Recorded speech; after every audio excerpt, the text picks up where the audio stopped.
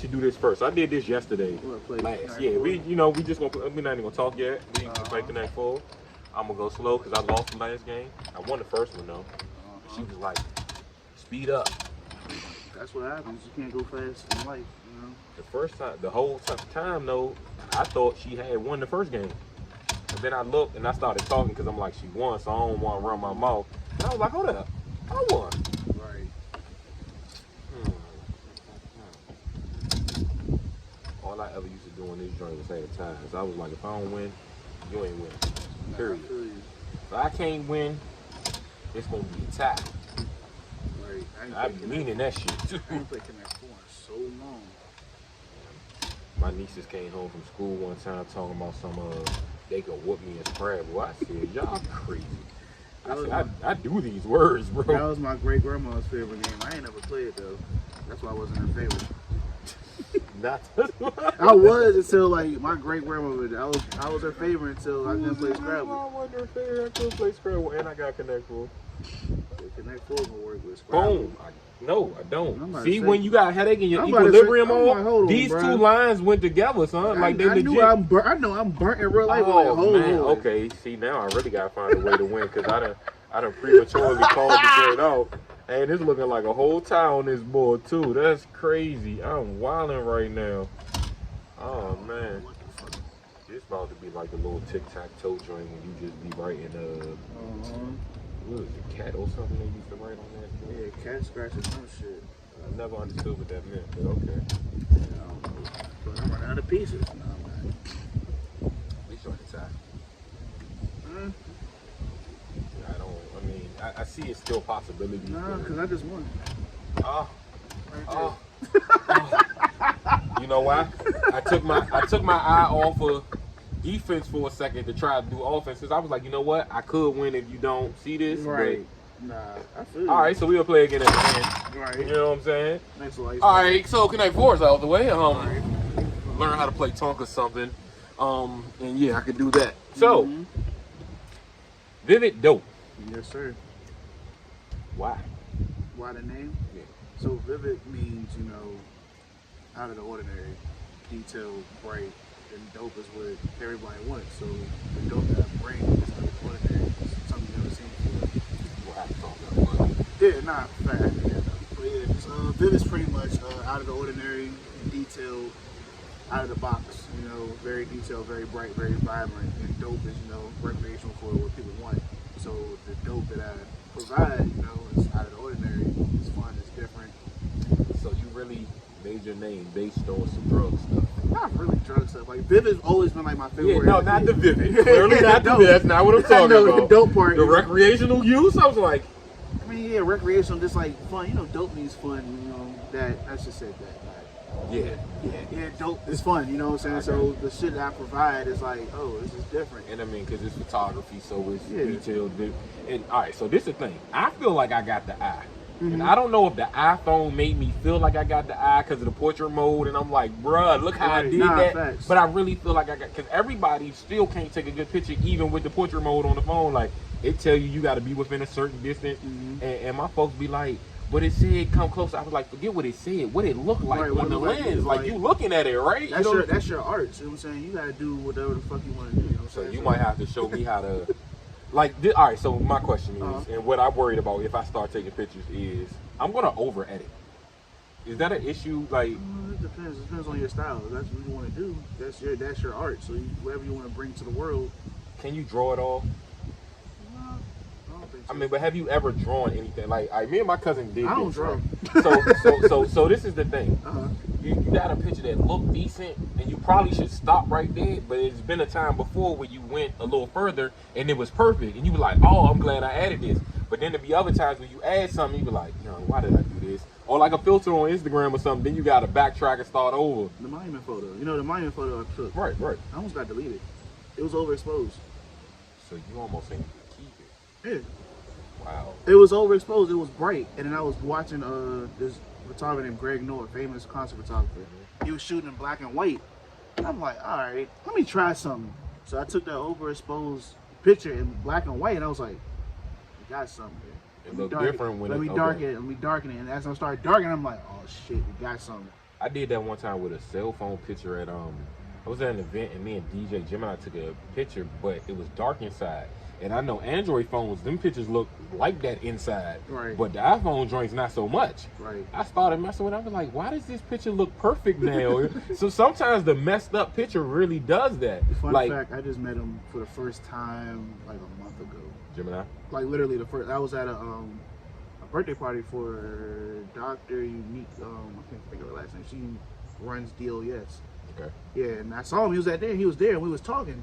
And you know, I know almost every 93.9 DJ from Freeze, went to school together, Bacon Bear and Malcolm. He was like, yeah, I know all of them. I was like, huh? He's like, what's your name? Gemini. I was like, I've heard that name before, and we just like instantly connected. Right. And then now, like, I didn't know that he was like, you know, everybody I know, from my cousins to everybody. So I was like, that's crazy. Yeah. That's yeah, crazy. Gemini. But I guess this is another generation. I'm in a new one. He's like, Right. I want to call him old. I mean, but like, so Gemini, like, you know, how with KYS and some like you'll have like somebody like Shay Parker, like she doesn't have the constant radio show, but like 6-man fresh off the bench, she getting all the rest of the clock. You know what I'm saying? So Gemini is like that. Right. You know what I'm saying? Like Jim might be on Saturday night from 2 a.m. to 6 or whatever. So yeah, now he just commented on my post the other day. He was thinking about coming to the battle I was about to have. But yeah, like I don't know, it's just crazy because I've had some great pictures. And then it's like I wanted to mess with them, but I'm like, this joint don't even need none. Sometimes the sun and natural light just like before you got here, the way the sun was shining earlier, the sun was coming like halfway down the table. So this side of the table had sun. What time was this? Like maybe an hour ago. Yeah, it's like a perfect time between like 11 and like 5 is the golden hour. Okay. That's the best time. That's when like the sun is about to set and you get that perfect. Yeah, that so it's perfect like light. it was shade on this side of the table and light over there. And I was wondering, I'm like, how's that gonna look on camera? But I was like, who cares? It's Yeah, as natural. long as the sun is like behind the camera and it's shining this way, you're fine. If it shows this way, you're fucked. See, That's the silhouette. Like if so that's the like sun beams straight at the camera, you gonna see nothing but this. so that's silhouette. really what they teach you in school. The sun sets in the west and all that really factors in. Let me find out me paying attention in school really good. Maybe that's why I got the eye. I was watching an episode of The Fresh Prince when John Witherspoon was on there and they fell out the helicopter and all that. And Will was like, all right, so moss grows on the trees on the left and the sun's like, that's hilarious. All right. So you say he know all your people. Yeah. I know some of your people. You know a lot of them. I know some of your people. I know some of the people you know, but I know some of your people. You know my family too. You know I know everyone. your mother. Yes. Your mother used to size me at the Up and Up open mic. Shout out to Godzilla too, because Shout they out used to them. I was only like 15, 16. Yeah, you weren't old enough to really be doing this. I was on U Street before U Street was really. You know what I'm saying? Yeah. So they used to have this cipher at the end, and you know, I well maybe you don't know, but I don't be making the song. Like people know I'm lyrical, but this is all freestyle and battling. So I used to freestyle the cipher at the end, and like she recorded the joint one time and sent it to me, but this particular time I had spit 2 gospel verses. And Tommy from Martin was at the Up and Up. We was downstairs in Bohemian Caverns. I heard about that. I wasn't there, but she wouldn't stop talking. Like, yeah, Tommy was there. Yeah, so she had randomly emailed me this one picture. She was like, if you ever make a mixtape, this got to be your album cover. So so your mother did photography. Does. She did hair, but she wanted to do something different. Right. She brought the camera into the household. Right. Which ended up me like, let me try this. You know, it was more so like You when I picked it up and ran with I it. was like, let me try it, and then I went to a video shoot. Her name was Jane Kennedy at the time. I don't know where to go by now. I know who she is. Yeah, and like it was Darren Harper there. Shout out to Darren Harper too, because Darren Harper just went viral today. Tony Hawk posted this video today with him catching his daughter and stuff while she was like skating, man. But I missed that. I gotta look. yeah. So she was doing hair for the music video, and this was like 2010. I'm like 18, going on 19 at the time. So she took the camera. So I'm like, all right, let me do behind the scenes. I'm taking pictures. I'm like, oh.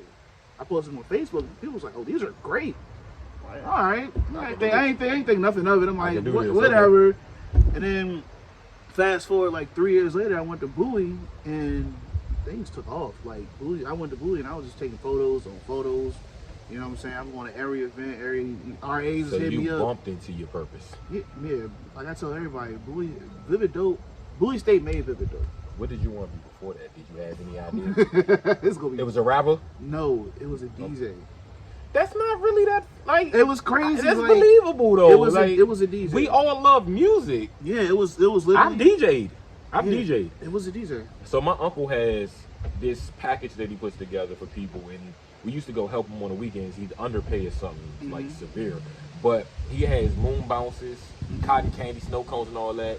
He had one of me and my cousins DJ'd, and I thought I was it because I had my headphones on. And he's showing me how to turn this one down and turn this one up, and like I'm not playing a CD, I'm DJing. You know what I'm saying? So. And like that's the thing with black people. Like we all have multiple talents. Like when NBA players, why they trying to rap? Man, we grew up listening to rap. They be spitting. Dame Lillard can rap. They be spitting. And the other dude, what's that dude? He young dude. But I'm like, why are we surprised? Like we grew up listening to rap. We grew up playing basketball and football and drawing. Like that's why they have different subjects in school because you don't know what, especially now. Like my stepson, they got a debate team, they got band, drink, music. Like you don't know what somebody's skilled in, so like that's why it works. So the DJing, I can see that. So at college, in college, so did you take any classes, like photography? None. I'm gonna tell you, I flunked out the first year. Literally the first year. I flunked out the year before that because I didn't go. So like I went for a year, and then like.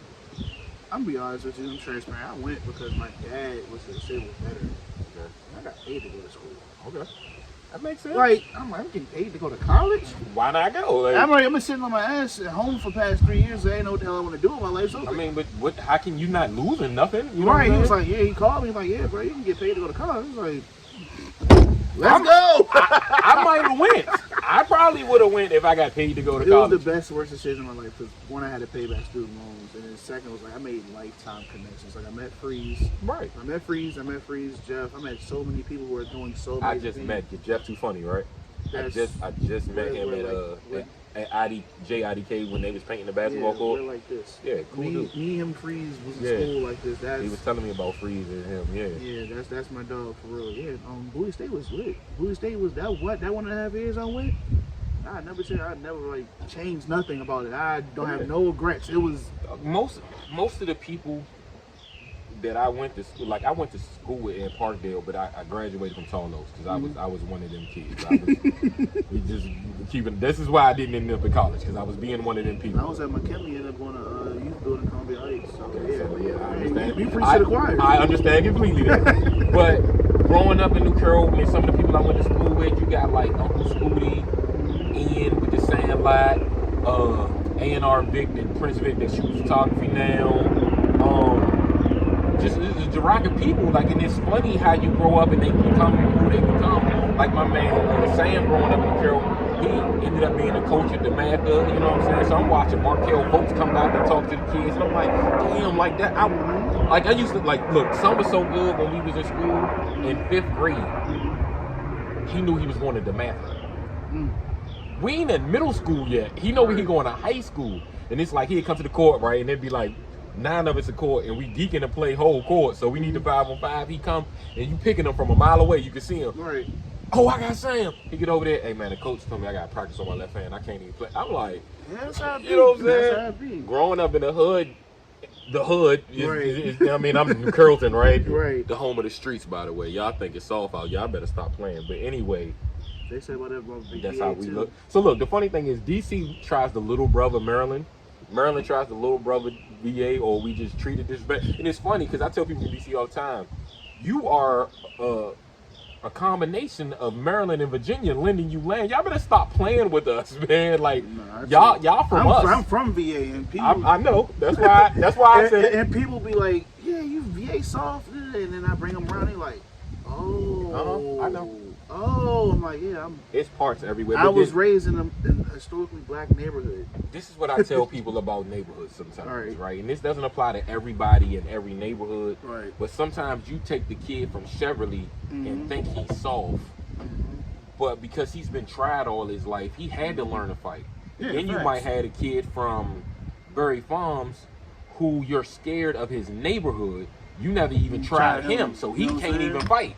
You're afraid of what his uncle and father and older brother put in work 10, 15 years ago. Right. So sometimes it's like you gotta You just approach people and treat people with respect, and yeah, because I mean, we all running in the same, like, because with music, we all had to go to U Street. We all did. I mean, we went other places, but we were on U Street. Was the mecca. That was the spine of DMV music scene. You that know, was literally the spine and backbone. And then at the time when Go-Go's was being shut down, they had to come to Maryland, or they had to go to VA. Like during COVID, stuff was closed. They had to go to Club One or whatever. You know what I'm saying? So VA was wide. It was wide open. Go-Go. You love Go-Go. Love it. I see you mention, I want to say New Impressions a lot. Yeah, I work with them. So where did the Go-Go love come from? All right, that's just the point where I tell y'all who my cousin is. This we get the exclusive? My cousin is Black Boot from Mumble Sauce. Right. You know that, of course. But yeah, my first my first experience in Go-Go, I was on stage with Chuck Brown. You remember the Taste of DC? Yeah, Taste of DC 2000. I remember. I'll never forget that day. My mom. You was a whole baby there. I was 8. Whole baby. Yeah, I was 8. You know what I was doing in the year? You know what I was doing in the year 2000? What was you doing? I joined the Army. I was in basic training in Fort Benton. I was 18 years old. You were old baby. I was 8. Yeah, so I was grown. Yeah, I was at Taste of DC 2000. I was on stage with Chuck Brown. And that's when I was like, oh, this is lit. Like I'm on stage with Chuck Brown. Like this, the bass is. It felt like it's just like I'm like, ugh. And then like a couple years later, my first Go-Go, I was like 14. I went to the Neon. Neon was in Clinton.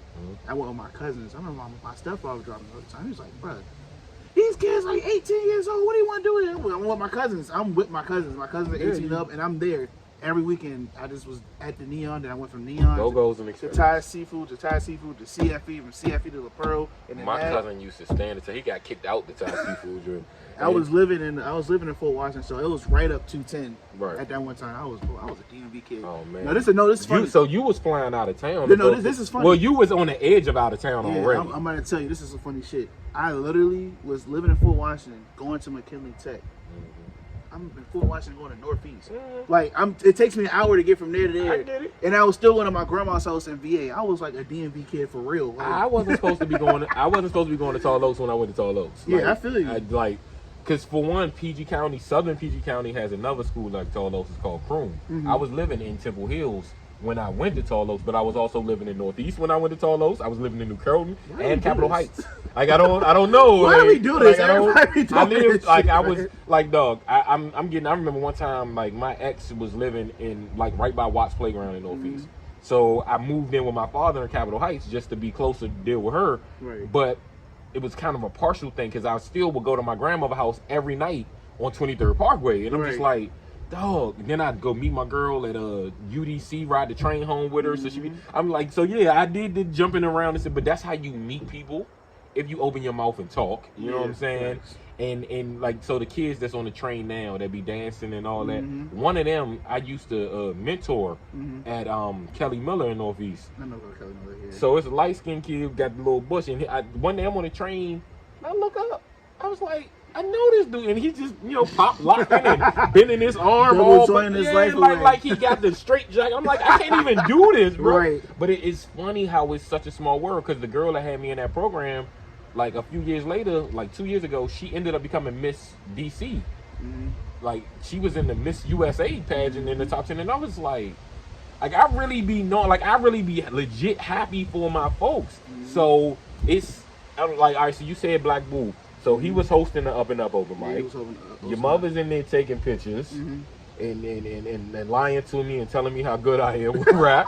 You know what I'm saying? But I appreciate that. I didn't even know about the hair thing until like way later. No, she's like a grand wizard. Yeah, I see that now. Like I'm hip now.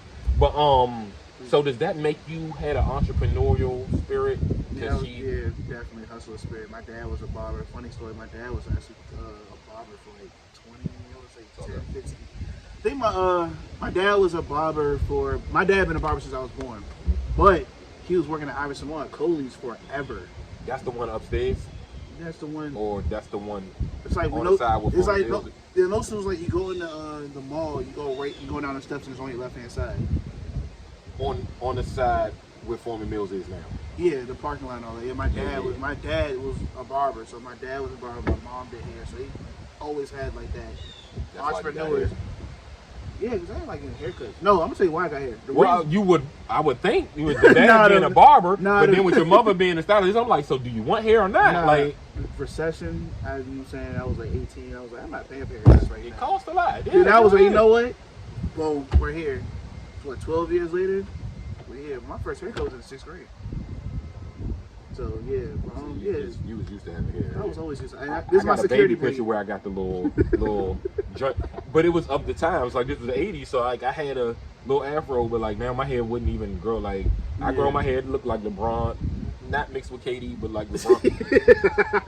But yeah, I didn't mean to take the shots at the homie. Yeah, I definitely got a hustle spirit. I don't know, like the 9 to 5 life really isn't for me. You know what I'm saying? I mean, I don't really like listening to people. I've had a government job for 17, 18 years now, but I really don't fit the norm. Like, I really do what I want to do it. Like, at the end of the day, it's like, tell me what the task is and let me handle it.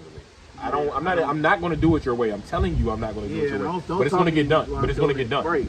But you've had a regular job, though. Yeah, I've had a million regular jobs. Hate them all. You go to them and then it's just like something getting in your spirit. Like, I can't do this. All right, whatever. You know what I'm saying? It's like, all right, whatever. I'm thinking about other things. I'm thinking about my whole brand. I'm thinking about this, that, and the third.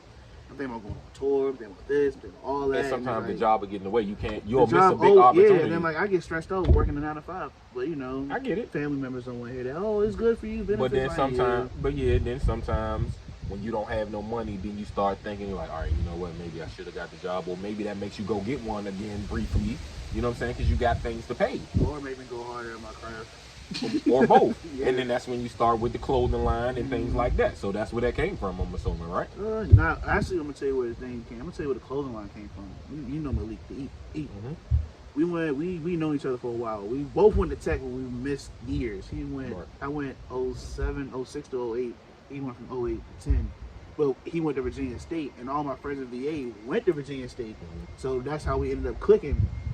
But like one day was at 930 Club. It was usually I like know a lot of the big people in but we gonna get back to that. But like we clicked and I've known them forever. Like that's the thing though. Yeah. I tell people sometimes you be like, oh Mo, you trying to get close with so and so. Like I knew them before they were who you know them to be. I know a lot of people before they know me by we know by first name basis. But back to this story, we was sitting outside at 930 smoking, and he was like, bro, why you not put your logo on no clothes? I was like, I didn't even think about that.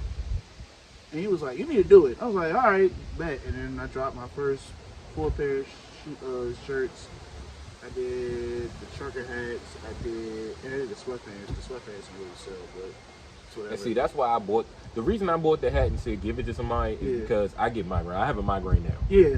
I can't wear a hat. And I feel you. I want to put the hood on sometimes when the breeze comes through and I get cold, but then I take it off because it's as soft as this is, it's heavy. Right. You know what I'm saying? So, but I tell people, like, even if a logo, it don't mean something is a fight. Even if you don't like it, you still, like, what people don't realize is you buy into the person more or just as much as the product. Oh, yeah, facts. So when you rock with a person or you rock with their folks or they supported you, it's just in me to want to reciprocate that love. Yeah, that's just how I am. You know what I'm saying? So that's why that is. And just like you've donated to like help DMV, Santa Claus, like that's just what you to me. That's what you do with your friends and your family and your folks. You know what I'm saying? So I get my last. I gave you my last. So I don't know if you know my man Brandon. He go by Dada. Nah. So he out deep in VA with his shop now. Like I like Fredericksburg deep or I can't even think of the area deep. Like he out there. And he do shoes. He got the thing called the sneaker thrift. So with him, he had this mantra and it said broke on purpose. And I was like, bro, I don't think you know what you got right there. Like that. To the people that understand it, they understand. Like that's that person that get a last, but you always get it back because God will take care of you. You know what I'm saying? I'm like, bro, broke on purpose is really it. I said, when you see this hashtag everywhere, because I ran with it, don't tell me I owe you nothing. I'm telling you, because it's me. You know what I'm saying? So yeah, broke on purpose is one of them. Like he was one of the people that was on like the promotion or the street team, like with the board of administration. Like he was one. But speaking of the board of administration, so you know this one guy from here that raps. I know a few people that raps. Yeah, but it's this one guy like we know him from the rap. I know a few. It's a guy that we know from the rap, right? So A-Love. Yeah, that's my dog. That we know from the rap. he it's like you push him. I can tell that's your man, but it's almost like manager, brand ambassador sometimes the way you share his stuff, and I'm just like, damn, that's how people supposed to go for their That's folks. my brother. That's like literally like not really my brother. I mean, clearly he's light as but we're talking about skin complexion on this show. We're from the same actual neighborhood. Okay. We're from the same neighborhood, and we're this close to the point where like he gets mail sent to my house, bro. Right. You know what I'm saying? That's my mom calls it her son. You know what I'm saying? That's my dog. In like 2019, when I was like down and out, no phone, no nothing. Nobody know this story. But I told you, but like I had no phone. My great grandmother's passed away. I quit my job. Every day, I promise you, he came to my house like, yeah, bro, what shoots you got to do?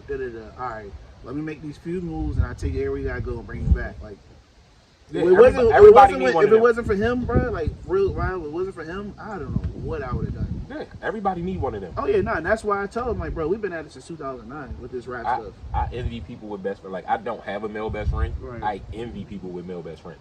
So, in the midst of COVID, Right. and not having money, Right. that's why y'all wanted to help the people that were protesting.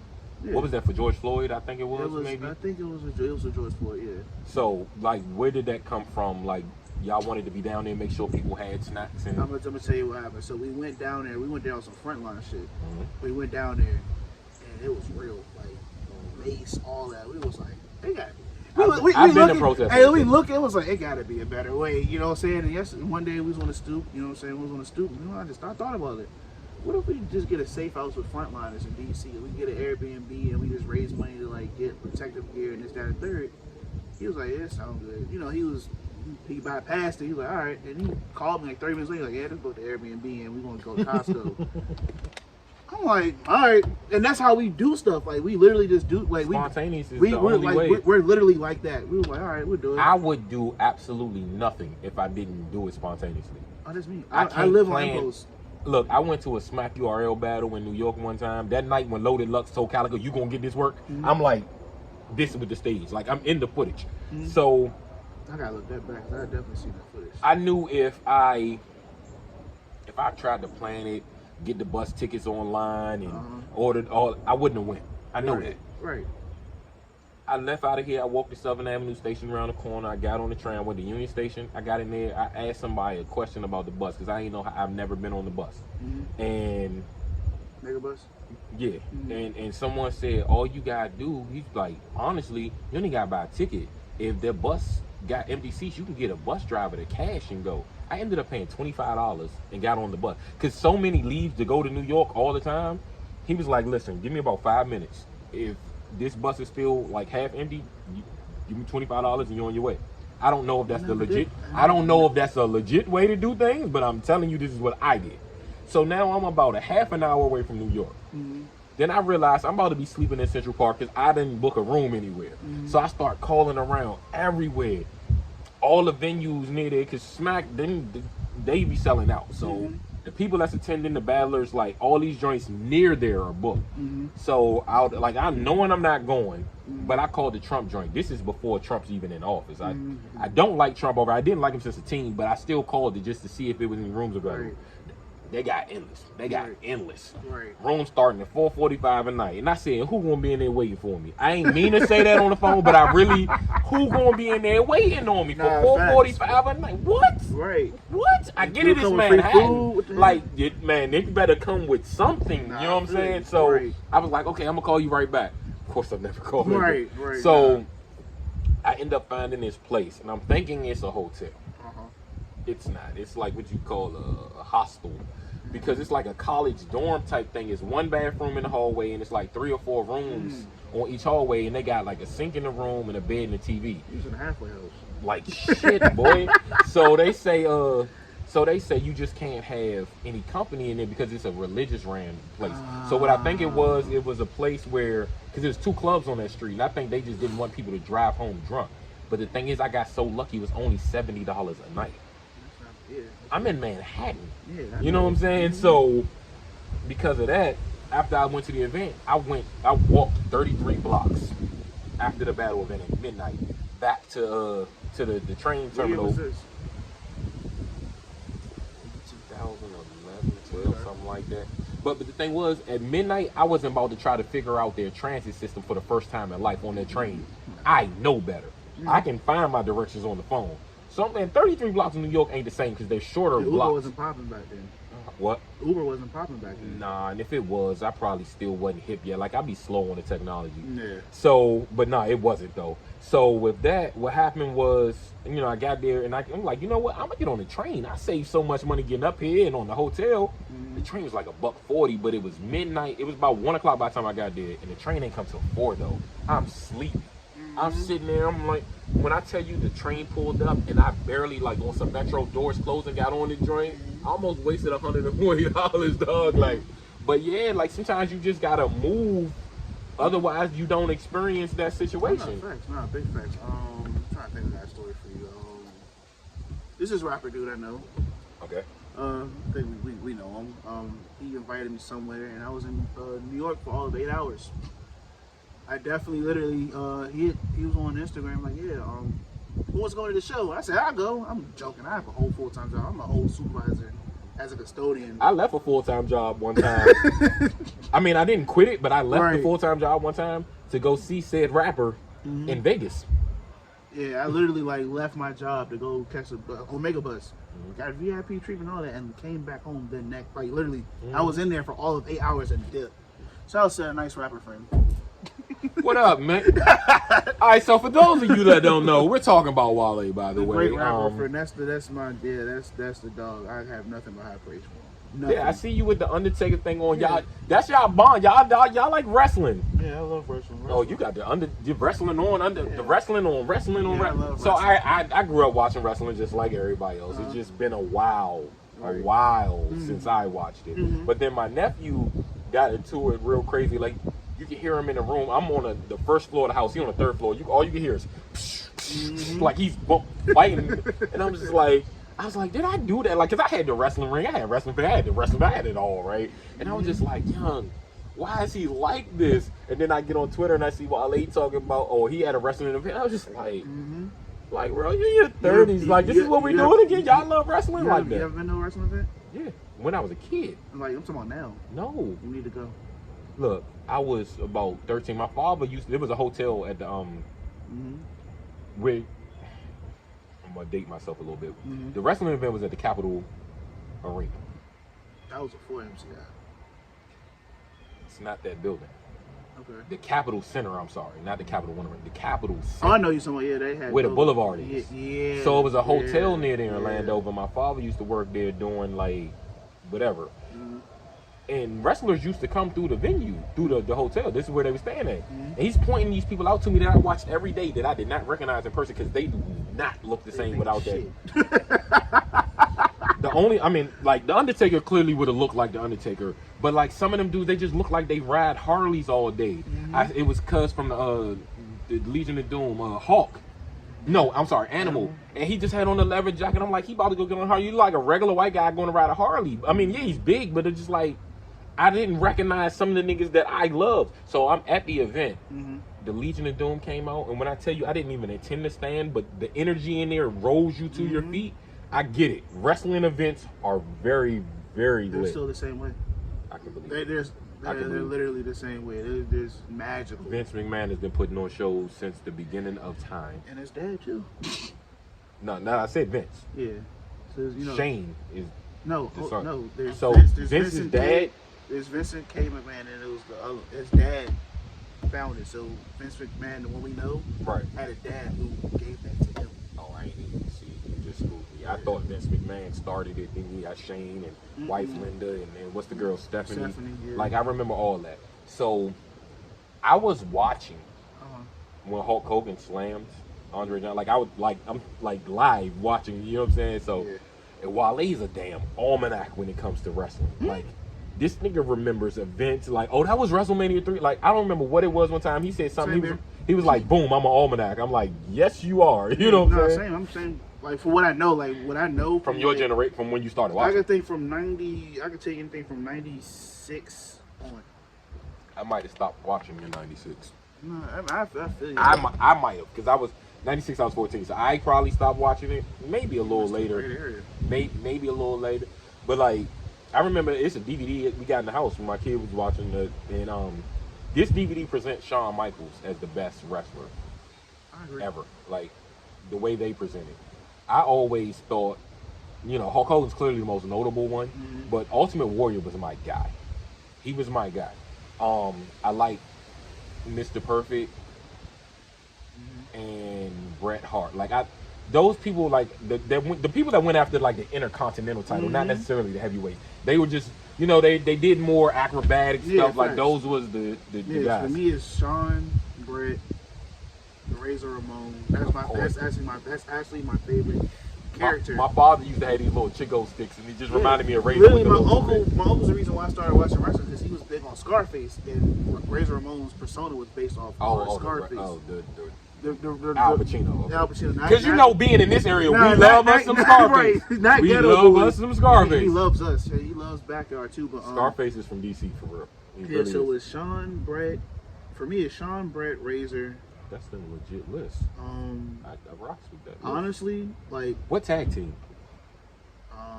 My favorite tag team of all time. It's funny because I'm 29 now, but people wouldn't think this would be my favorite tag team ever. But it's the Steiner Brothers. It should be. The Steiner Brothers. Scott Steiner was that guy. I don't forget that Big Papa Puff and stuff. Yeah. Scott Steiner was that guy. Lit. I like them. I like them. You ever remember the Nasty Boys? Yeah. Nasty Boys. New Age Outlaws. The Hardy Boys, of course. Who doesn't? At my age, who doesn't love the Hardy Boys? So was Edge and Christian was around that same time with the Hardy Boys too, right? Yeah, they were big rivals. Them and the Dudley Boys. That's like my favorite. Like. So for me growing up, the tag teams were the Bushwhackers.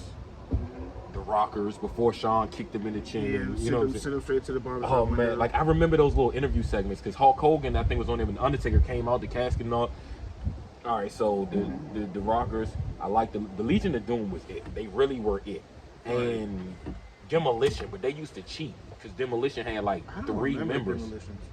You don't like them? I don't remember. No, all right. So like they had like 3 members, so they kind of used to try to, when the ref wasn't looking, be interchangeable and slide in and keep fresh. You know what I'm saying?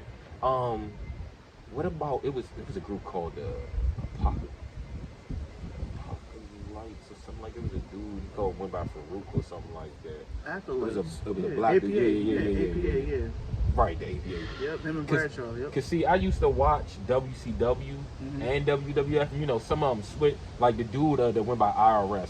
His name was Erwin R. Shyster on there. Yeah, but he used to be Mike Rotunda back in the day. And then he was somebody else too. You know what I'm saying? Just like I know Cactus Jack changed his name, but that was like intentional. He wasn't trying to be a new person. Jack, McFoley, Mankind. The greatest character switch ever. Your man stunning Steve Austin. He changed his whole. I was like, y'all don't remember when he was the pretty boy? What are you talking about? I'm like, the nigga had the long hair. I've seen it, but yeah, like Stone Cold is just the. I think he's probably. I mean, put him on the list. That's the greatest wrestler. Greatest character. Well, to Ric me, Flair might be one of my favorites.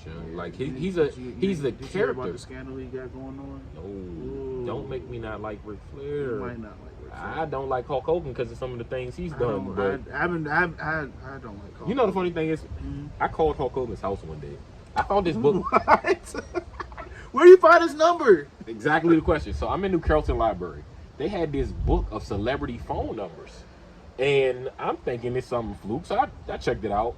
No one answered the phone. The phone just rang. But the reason I believe it was the real number is because I also called 2 or 3 other numbers. One number I actually talked to somebody. Who's the somebody? Jesse Jackson.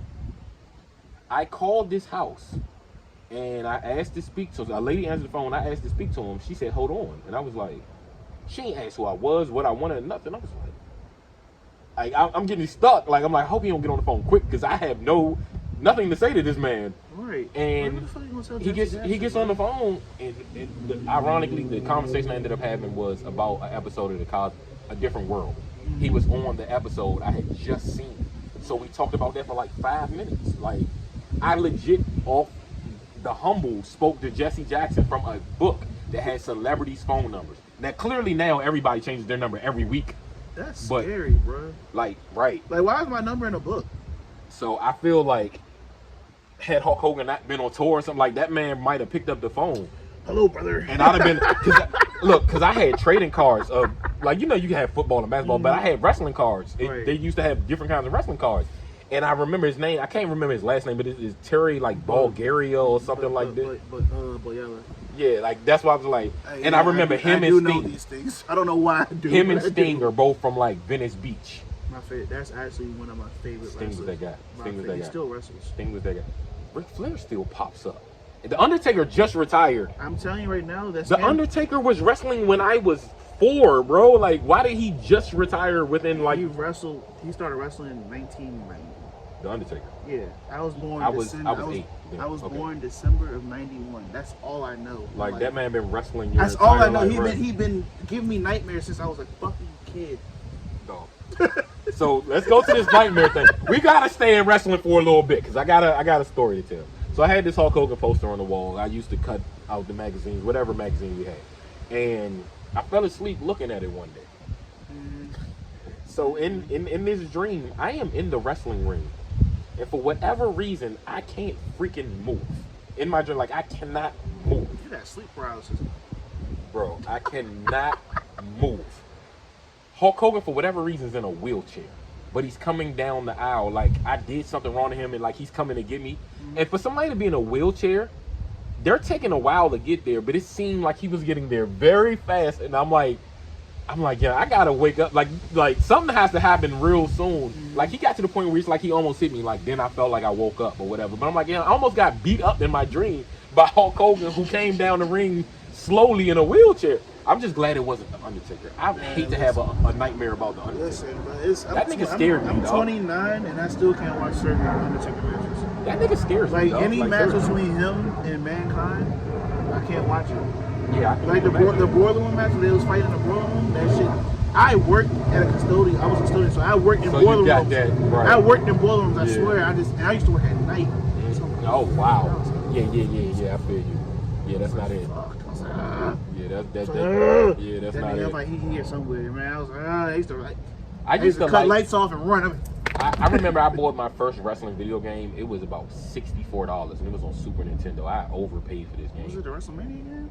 No, it was called Royal Rumble, Okay. and I bought The it. game was $64 back then? Yes, this particular game, I remember vividly that price for a reason. That's And I crazy. bought it from Blockbuster. Like you could rent things, but you could buy them. Like so, I bought it from Blockbuster. I'm old, bro. So. Don't feel bad. I rent stuff out Blockbuster too. But back then, the games didn't go backstage. So I was like, man, one day they should make the joints where they can get out the ring and pick up things and go back. And then they started doing it, and it like damn, they look like a movie now. Just like how basketball and things get better. I'm just like, it's crazy to watch the graphics change. And I mean, with you in your eye, like you, I know you have to appreciate hell yeah. how games have come along. Because I'm a big Madden fan, so Right. my first ever game I bought was Game Day 98.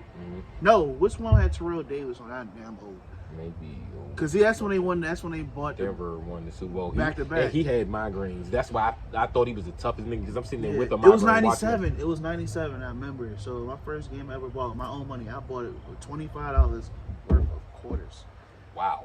Listen, so my grandma, like, so I was collecting quarters at the time, and I went to my great grandma, and I was like, I want to buy a game. We traded.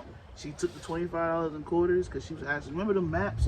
They used to have like the new faces and all The that. different stuff? states. Yeah, so I gave it to her, and she gave me $25. She gave me a 20 and a 5. Yeah, my grandmother used to work at the Bureau of Engraving where they print money. Yeah. So she collects the quarters and all that too. So I Yeah. used to come home and do the same Yeah, thing. so that was the first game I ever bought, and then that just sparked my love That's for funny Madden. because I stopped playing video games in '95.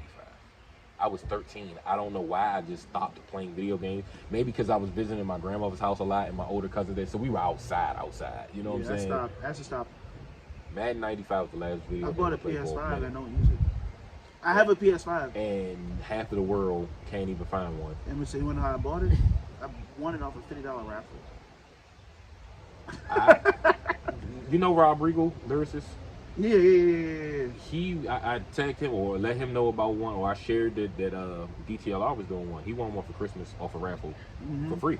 Right. So that was the way to get him. You know what I'm saying? Yeah, so facts. Yeah, I don't even play the game. I haven't bought a new Madden. I was supposed to get a copy though, because my homie Green, Green, Well, that's the dudes I work with. It's a safe assumption that I know people though. No, like it really is though. I'm trying to think. Remember the 5 one? Alright. Anywho, that's the band. No, I do remember the band. I actually do. Yeah, it was red, gold, green, and it was blue. Okay. Yeah, now that they changed it to red, gold, green, that's who I go on tour. That's what the social media manager for. So he has his own like independent, like he does his own thing rapping wise. So like he's been on Madden. He was on Madden last year, but I got a copy. Then he was on Madden this year, but I think something happened. So before I get to this tour talk, Uh-huh. with your cousin being a rapper with the Go-Go Band and all that, you never wanted to be a rapper? No, because I know I can't rap. Okay. I don't have the flow, Okay. and I don't like being in front of like y'all. I mean, clearly you're behind the scenes. Y'all a different person. breed, but like nah. Okay. And it's weird because like he raps, and then A-Love raps. You know what I'm saying? Fun fact, they both from the Shenandoah. They both played basketball at Shenandoah. 2 different generations. Right. So, I know Black played. Yeah. Yeah, Love played in 09 to like 11 or something. But yeah, I didn't want to be a rapper, bro. I didn't. Y'all got it. Y'all got that shit. I mean, hey, I didn't want to be a photographer, but it just landed on me. And then, but that is something you could do. Like everybody can't do everything. Like I've tried to record myself in the studio engineer, like the engineer wasn't there, and I mean, like I understood the concept, but the mixing the thing, I'm like, dog, everybody's supposed to do their part.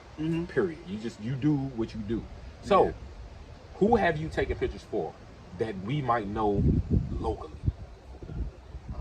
Or pictures of, like you were close enough, you had access to get like local rap artists, just local anybody. Internet James, Chaz French. I did like 2 shows with Chaz French. Light Show. I did behind the scenes of his music video. Burberry Umbrellas. That was like years ago. I'm not here.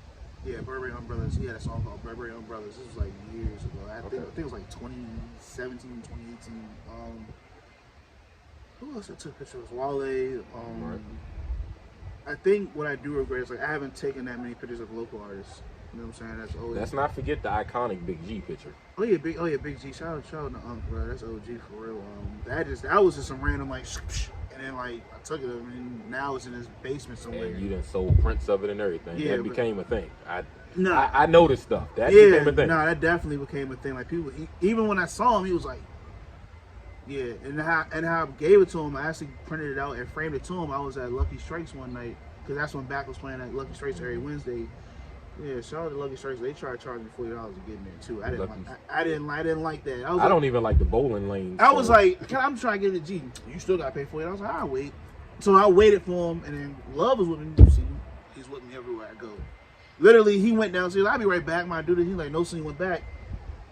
Guess who he comes up with? Big G, just wrapping up. Yeah, bro, my brother got this picture. And I gave it to him, and then he was like, bro, he gave me like the big hug. He was like, bro, I appreciate you. Because it's like, this is G talking. This is Slim Charles talking to me like, you know what I'm saying? Big G to us, even to me. Nah, facts. Slim. So like, when I was living in Capitol Heights, my stepbrother, like that was the band. Like, so growing up for me in New Carrollton, Northeast Groovers was our band. Yeah. But Back has always been Back. So it's like you like Pac, but you gotta respect Biggie too. So I like the Groovers, but just his backyard is backyard. You know what I'm saying? It's so still like that to this day. Right. I've never seen anybody with a run the way Backyard had. Like people, generation just love Back. G is our Chuck Brown right now. G is the ghetto Prince for real. No, like he's literally our like normally, you know how rappers are claim King of DC and different things, and it's debatable, and people be like, nah. Like who G is who he say it. Like G came to the Santa Claus photo shoot. This was my favorite one. Like I had Killer Cow there, Tony Red. Like it was a real big deal, and it's just like there's certain people here.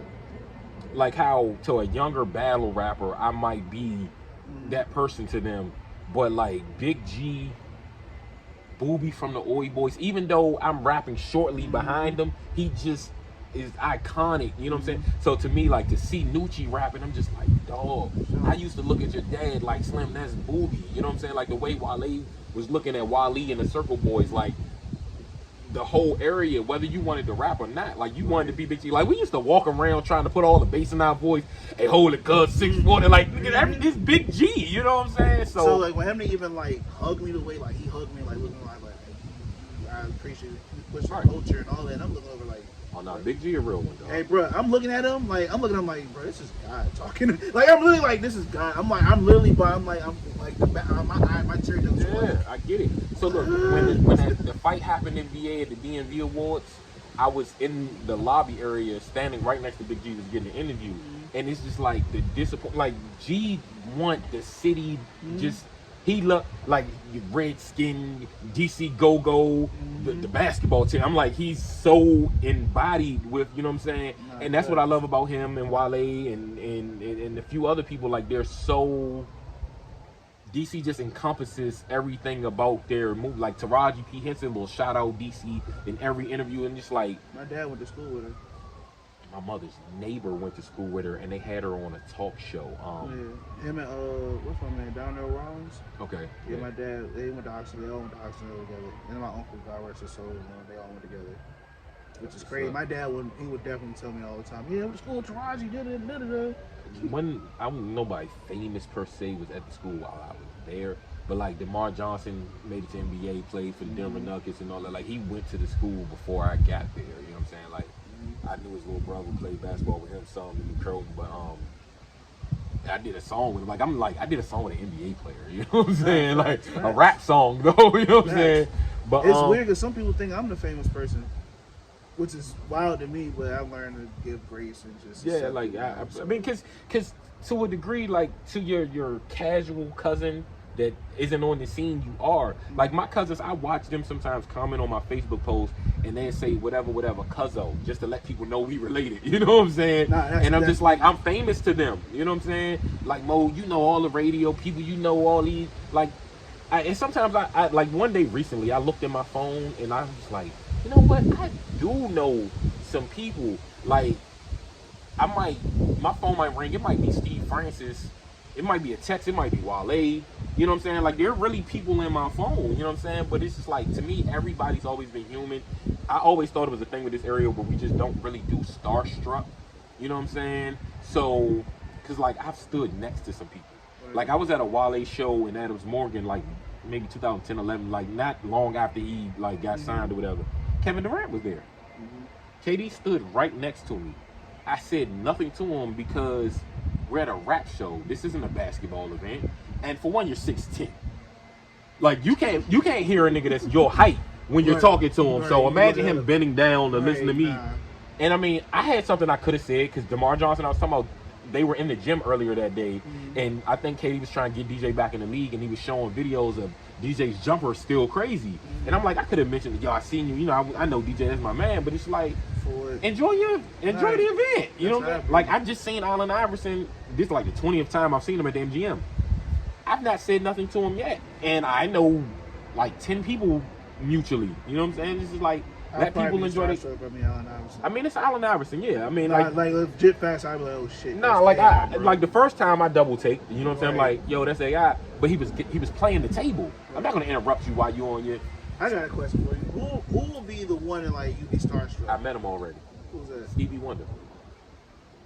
I met him. I would have paid money if I had a record deal to have him be the feature, like Stevie Wonder. You know I met him at Union Temple. You know what it was for me? It was Method Man. I met him. You met him? Well, we did a whole video with him. I was assistant director of the video. That's dope. It was the way I met him was fucking weird, bro. Was this after you already were introduced to Cheese on the Wire, or? Nah. This was he did a video for Rego Green. Like, they had a song together, and I assistant directed. I was in the bathroom handling my business. All I hear is somebody in here. I knew the voice automatically. I was like, fuck! You using the bathroom and Method Man knocking on the door. I was like, somebody in here. He was like, all right, G. And, like, walked off, so I waited 20 minutes. Wow. Hopefully this nigga is not right here. Outside the door, yeah, of course. He wasn't though. I think it was another bathroom down the hall. But nah, just like me holding a camera and him just like rapping and smoking and just like doing that. I'm sitting here like watching Method Man smoke probably feel like the coolest thing. That's like being around Bruh. Snoop and he Yeah, my label mate had a story. He got to sit on the tour bus and smoke weed with Devin and Dude. That's So like fire. you know that made that nigga's day. You know what I'm saying? That's why my mom blocked me for like 2 weeks because I didn't answer the phone when I was on sick and she wanted to talk to Method Man. I was at work though. She's like, you know I love him. Yeah, I'm like, I can bro, imagine. I'm at work. And she literally blocked me. I would have blocked you. She did not talk to me for 2 weeks. Yeah, that's nothing, I said, this is the pettiest shit you ever did in your life. Like, look, I'm not a Wu-Tang fan, but I rock with Method Man. You know what I'm saying? Yeah, bro. And I was like 25? I think like 25, 26 when that happened. I was literally like, that wasn't that long ago. They picked us up and we went to Staten Island. We went there. It was a studio in Staten Island. Yeah, that's crazy. So like we're in this playground and we're just Right. like, I'm just like, what the fuck? I don't know if you know Shaheem Manchild. He's like a Wu-Tang affiliate. That But, name sounds familiar. but yeah, I met him on like MySpace, but it was like the first day he created the page, and I don't know how I happened across it. So I sent him a message, We brought it back, MySpace. but we're corresponding because he don't have no friends on there yet. Right. So it got to the point where I introduced him to one of my friends. I guess they liked each other, whatever. They did a song and all of that. You know what I'm saying? So like I rocked with him like all these years. And what happened was the day he made the page, I had a song, a freestyle on my page over a beat that him and Big L had. Like he had a song with Big L. Shaheem was 15. He was actually supposed to be Memphis Bleak. On Reasonable Doubt, that song Bleak's on, it was supposed to be Shaheem, but he didn't make it to the studio. He didn't make it to the studio, so it became Bleak. So his career could have been. That's a legendary verse though from Bleak though. Yeah. So like I've met, you know what I'm saying, some people through whatever happenstance sometimes, but Meth, that's one. So I could have spoke to Drake, probably should have, but I didn't. We were at a battle rap. My man Ty Law from here made it to the US. So Ty had made it to the smack level for a while, and he wasn't battling that day, but Beasley and them was about to let us in the back door. So it was me, Ty. No. The dude Beasley is like one of the co-founders of Smack. So he's about to let us in the back door. It was us two and these two girls that went with us. And Drake's car service was right there. He's getting out of the truck. So Ty's looking back down the block where everybody's at, and the girls are facing me. Drake's standing behind them for about 30 seconds. I'm talking about like he's as close as we are. What year was this? What era of Drake was this? Whatever year he was acting like he was trying to battle Murder Mook. So like maybe 5 years ago. It's not that long ago. Not that long ago. So he already established like he's Drake. He was here. He's Drake. Okay. He's Drake. He's definitely Drake. It was in Blackberry side scroll. Nah. It was nigga. This is Drake. This is Drake. Right. So I just didn't say nothing. Now, because there was no one near us, no one would have rushed them. It wouldn't have been a line to take pictures. I probably should have said something, let them get their pictures off or whatever. But I messed with them. When he went in the door, they turned around. They caught him walking in the door. They was like, Mo, was that Drake?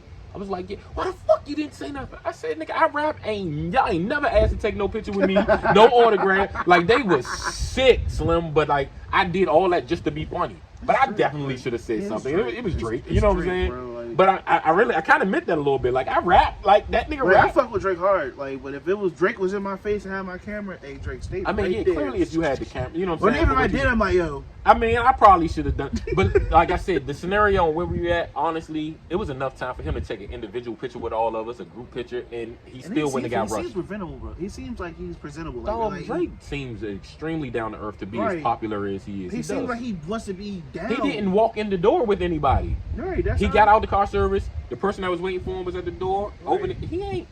He be chilling like. And that's like now Drake does this thing with the caffeine app where he helps promote battle rap. So yeah, he one of the round the way dudes. I'm trying to think if I met Kelly Price once, and I told somebody this on the podcast yesterday. It was a horrible experience. We was at Iverson Mall and like. Did they find her? Okay. And this was big Kelly Price, and she was real diva-ish, and I wasn't feeling that at all. So I'm wrong with Kelly, bro. I know I love her singing. She on the Wale, the Sue Me joint. I rock with Kelly Price. So I got a Wale story. Right? I got a Wale story. I don't think I have some. I have a Wale story. Okay, I want to listen. Since we know this guy, I got a Wale story. So I said I left work. Uh-huh. Flew out Vegas, and as soon as I get off the plane, I go to the hotel. But he was like, well, we just left. We going to the studio. And I was like, man, you wasting my money. This is what I'm thinking. Like, you waste my... I just caught a cab from the airport to this hotel, and you're gone now. I don't even know where I'm staying at yet. I just got off the plane. Right. So, I get to this... on the way to the studio, he don't even know this. I never even told him. The cab driver, we're getting close to this real nice neighborhood, mansions and such. Right. Because I'm thinking like New York. We're going to a studio in a building somewhere. I'm not expecting it to be in nobody's house. So we get to this gated community, and the cab driver was like, hey, what did you say you do again? It's like, bro, I got a government job. I'm a regular, I realize why he asking me. But I'm thinking to myself, this tip you think you getting ain't coming from me, bro. Like, right. So we get a little closer. He asked me again. And I was just like, you know, I rap. That's okay, you rap. I was like, bro, this tip is not coming from me. It's really not. So we get to the house. I say I'm there for Wale's session. They buzz us in or whatever. We get in there. It's like 3 or 4 studio rooms in the basement. This is the day after he signed Fat Trill. So they're in there just going through beats and trying to get Trill, you know, acclimated, and they laying down hooks and stuff. So it was an A&R. I want to say his name Dallas something. I can't remember his name, but Wale, you know, like he's singing all these things that people can do, and I'm like, all right, he talking about Black Cobain. Oh, he talking about Fat Trill. He talking about Phil out there. All this time he was talking about me, all the stuff he was describing. I was just like, dog, I hope neither one of these niggas ask me to rap. Fresh off a 4-hour flight, it's like 2, 3 in the morning. It ain't happening, you know what I'm saying? But I've always appreciated how he's put me in a room. Like, I've been offered jobs that people curse me out for turning down, but it's like when it's gonna be right, it's gonna be right, and then, you know what I'm saying, we'll do it. And I mean, like, the future's still out there, you know what I'm saying? But it was dope because he left me a ticket for the Soul Train Awards, but I couldn't reach him all day because he was at rehearsals. So I'm walking around the MGM trying to find something to do. I didn't really like none of the machines in there, so I bought tickets to a Copperfield show. So by the time he told me that he had left the tickets for me, I'm like, bro, I'm about to go see David Copperfield. Like, what would you talk about? Like, I'm in Vegas, dog. Copperfield has a residency, so I didn't make it. But the fact that he left me the tickets, you know what I'm saying, to the judge, like, so he's done stuff like that, and I always take every chance I get because me and him fall out. We've known each other for 12 years now. So we've fallen out just like I would with any other person. But like it don't be a public thing because I don't hate you. I don't have a beef with you. If I don't want you dead, we not beefing. I don't use that word beef. You know what I'm saying? So when we, just like I said, at the end of the day, the respect you have for somebody's talent, he knows I can write and all that. Shout out to Wale, man. Got any Wale stories? I mean, I seen you went to the Wale Mania, weren't you? Wale Mania, that was crazy. I got another story, like giving opportunities and stuff. He's the reason I did Tidal. I shot Ari Lennox car test video. He hit me up like, hey, you want an opportunity? This is like randomly in the middle of the day. I'm at the bar with my mom. You know, that's a bonding thing to do. We were at the bar with my mom. He's like, hey, you want an opportunity? I was like, yeah, sure. I get a notification on my phone from Instagram saying Elliot Wilson's following you on Instagram. I said, huh? What? Why? Like, I was like, oh. Like, and also he said, okay, that happened. You put it together. Then I get a DM from Elliot Wilson like, hey, how are you doing? You was recommended by Wale. You like to shoot Ari Lennox car test. I'm like, yeah, the fuck? Right. Like, what? What? Like, yeah. And then like he like, all right, what's your email? I got the email, and I got an email from Tidal. Like, I have the screenshot. This Tidal's official account. Yeah. Call sheet this time. I'm like, oh, this ain't no. Oh, come shoot it. I pay you under the table. This is no. You about to get. Yeah. You know what I'm saying? Like Tidal, real deal, Holyfield. And then I went and I got to talk to Elliot. Elliot was like the greatest person. We exchanged numbers. I got Elliot Wilson's number. I talked to him. I ain't talked to him in a while, but like he made your network. He's literally every picture I like. When I did the Wale, I did the 2 Wale shows, the Wale and Friends that New Year's in 2020. The last one that happened, the last one at Fillmore, and then like the other one prior to that in so it's October. probably 2019 then. No, it was 2020. It was literally 2020. Oh no, yeah, because it was January. It was January 2020. COVID didn't start scaring us until March. Yeah, for real. March. Yeah, no, I got you. March. I got you. So I did that, and he just posted. I was there. He was posting all my videos. I was on stage. I'm there every year. Yeah, he posted like every video, everything. He like send me everything you got, and I was like, damn, bro. Like I think I'm like, bro, like you had to do that. He was like, bro, like, just kill that shit. Yeah. Between that, Wale and Mania, that was probably the greatest day of my life. That was literally the greatest You met day. wrestlers. I met Booker T.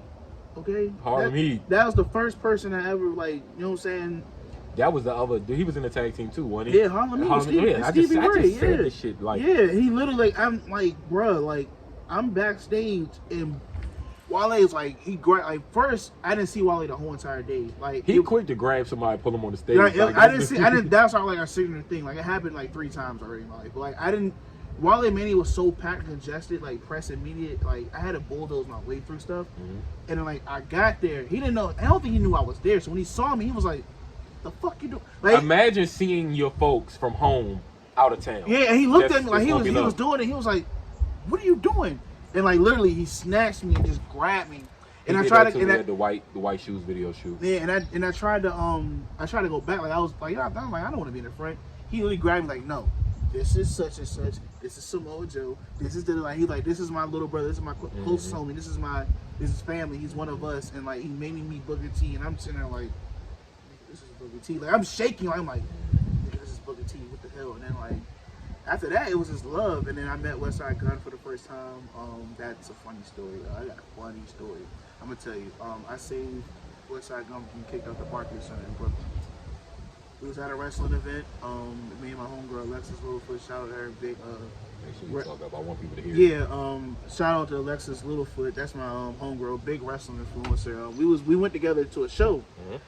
And she know Gunn. It was like, yeah, y'all want some food? You can call me and go get some food. We're walking up the steps. This drunk man comes, like, drunk, like, bumping. And he was like, bro, watch out. And then the white dude came up and grabbed Westside Gunn's tour manager, like, try to fight him. I lie to you not. Westside Gunn grabbed him by his neck and, like, choked him, like, yo, I'll fucking kill you in here, B. And people thinking it's, like, part of the show. I know me, my hood instincts kick in. I seen the eyes. I said, oh, shit. I grabbed him. I'm like, no, you can't do this. They're going to kick you out.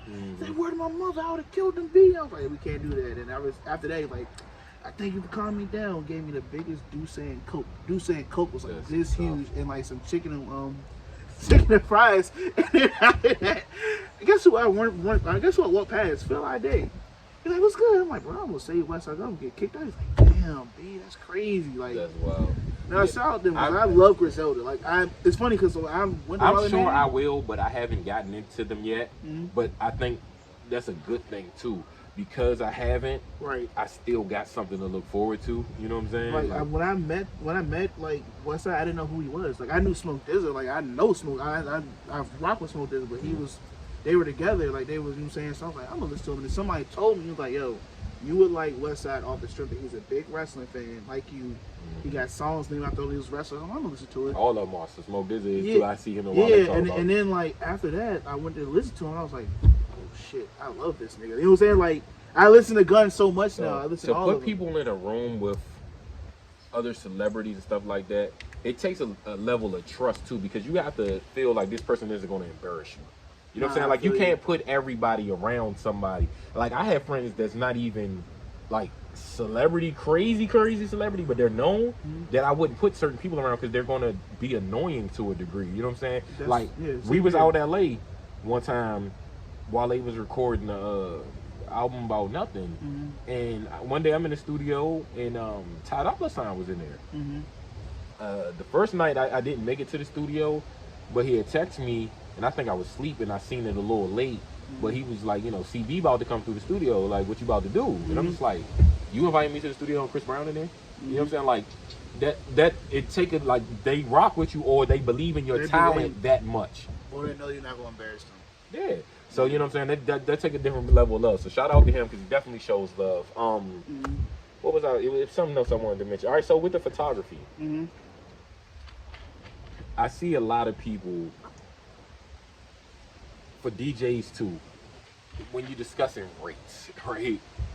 So you're gonna be nice to your homies. Like you're not gonna be nice to your homies. Okay, so never mind. And I didn't mean free, but you know, well, never mind. All right, well, you talk to me about your experiences with the rates because you are shaking your head. Hell no, right now. I tell people this, and I hope like, how can I say this? All right, when somebody dies, right?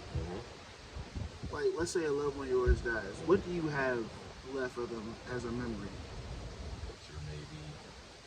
Bingo. House, right.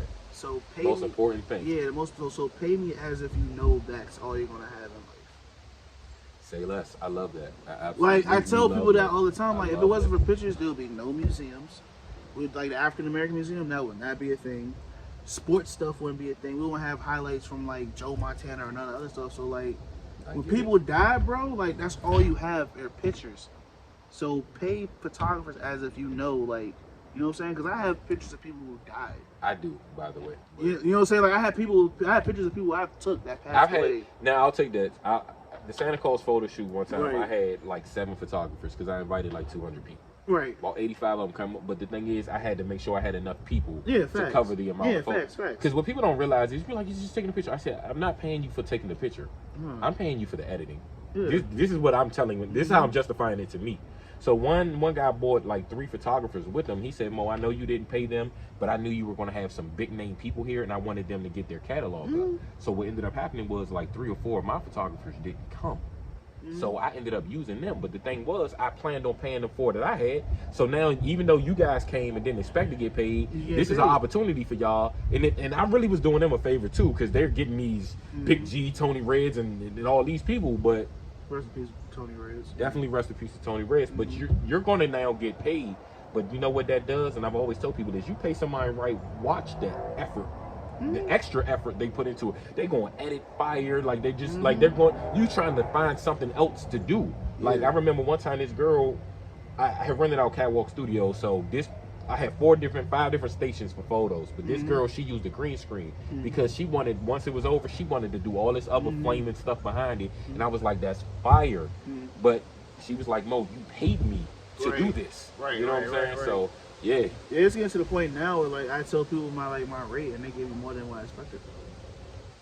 What's up? Well, all right. So the reason this was made, it's a girl from here that got a clothing line called EPU Apparel. It says Never Black Dad.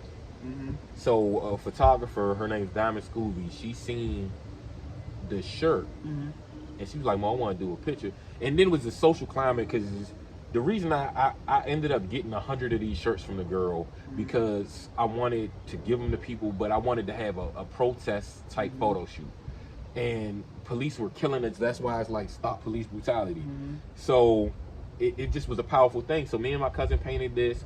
Diamond came and took the pictures. And when she was getting ready to leave, I called her in the house, just me and her, and I gave her bread. But she wasn't expecting money because she wanted to do the shoot. No, facts. But because she wanted to do the shoot, I ended up spending money. I ended up spending money on the shirts to give away because I was like, you know what, this is a powerful thing and it needs to happen.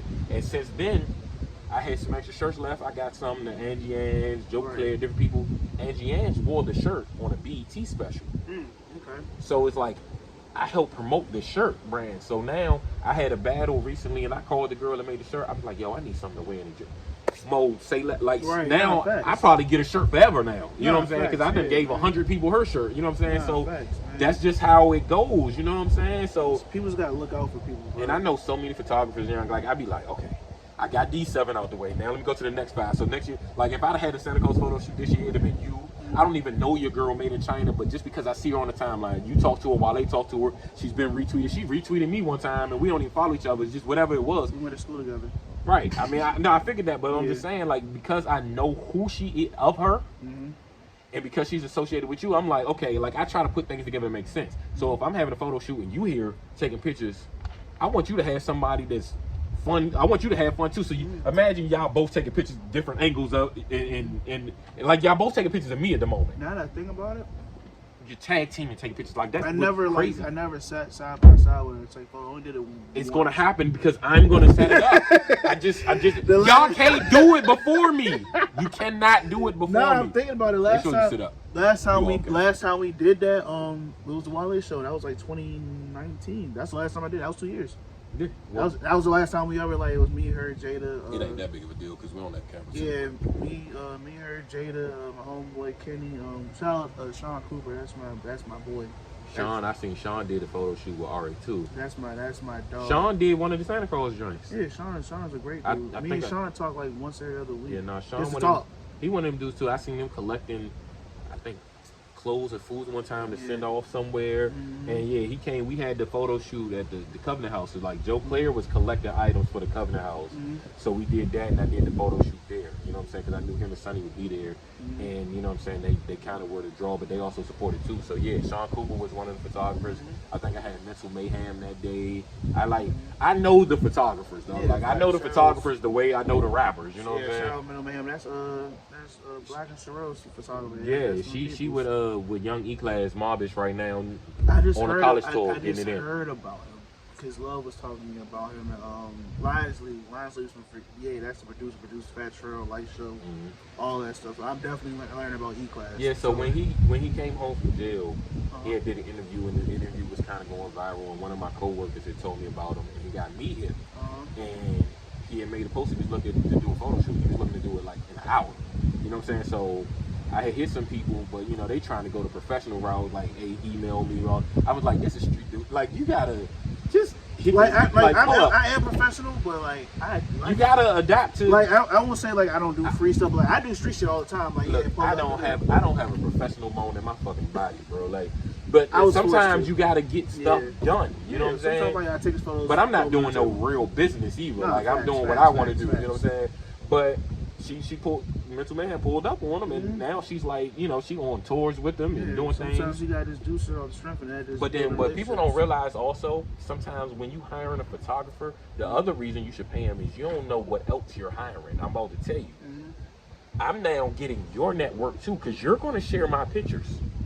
You just became a part of my team. So when Mental Mayhem was sharing Young E-Class pictures, Autumn Joy was like, all right, well, who's this? I'm peeping his story. Next thing I know, he doing an interview in North Carolina when she was on the radio down there. You know what I'm saying? Or like Diamond Scooby, she got Michael Collier and all these type of comedians, older people following her. So now he done seen my pictures. Now you might ask, what's Santa Claus? So you know what I'm saying? Like this is the type of, like Wale's following you, Made in China. Like, oh, you know what? I like how that family look. They all have freckles. That's cute. I want to do a photo shoot with them too. Like it just that's how it. You know what I'm saying? Nah, facts, man.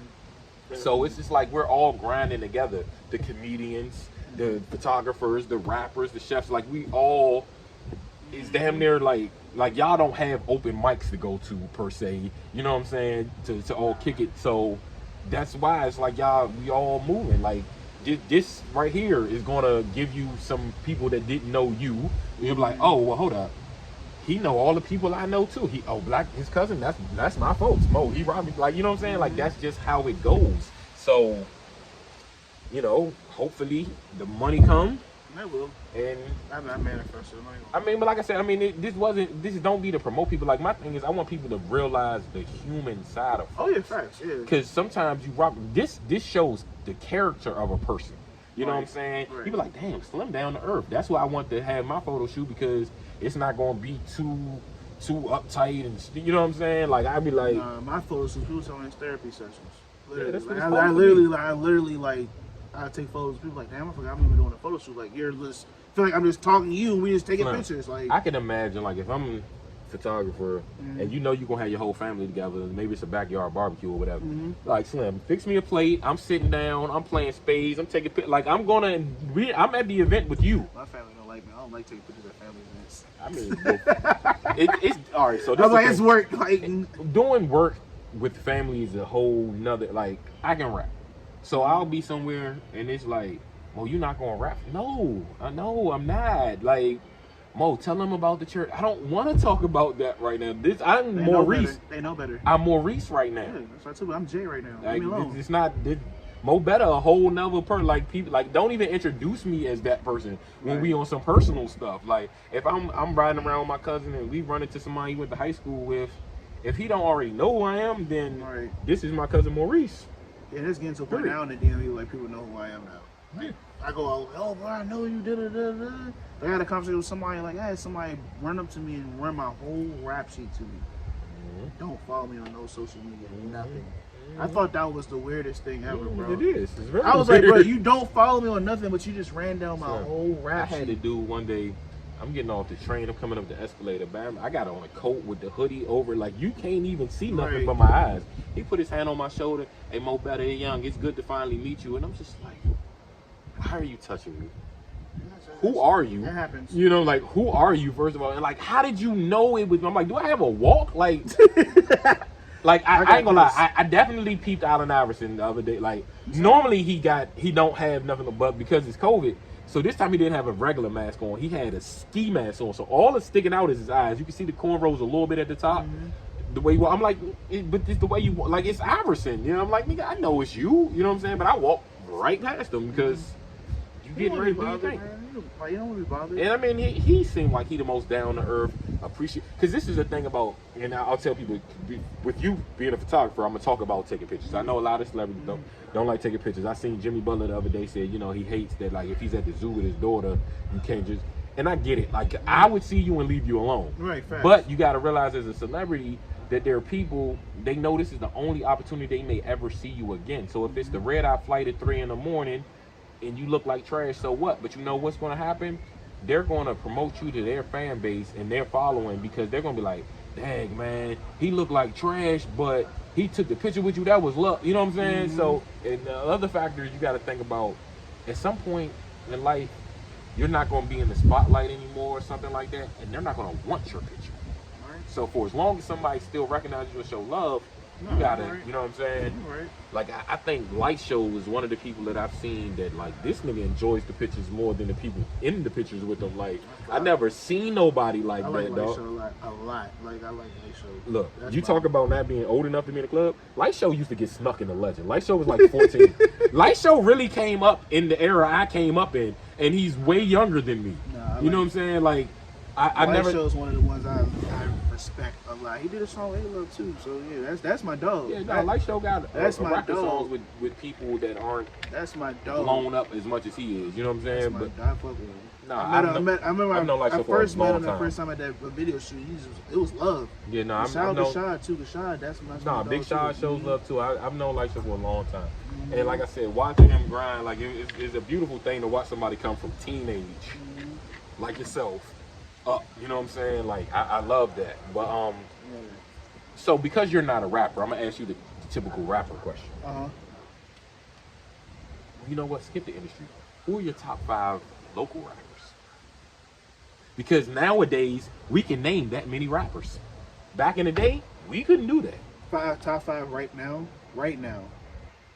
Yeah, sure. Why not right now? Why not? Right now, no bias though. I mean, it's not in order. A-Love, Rio Black, Rico Nasty.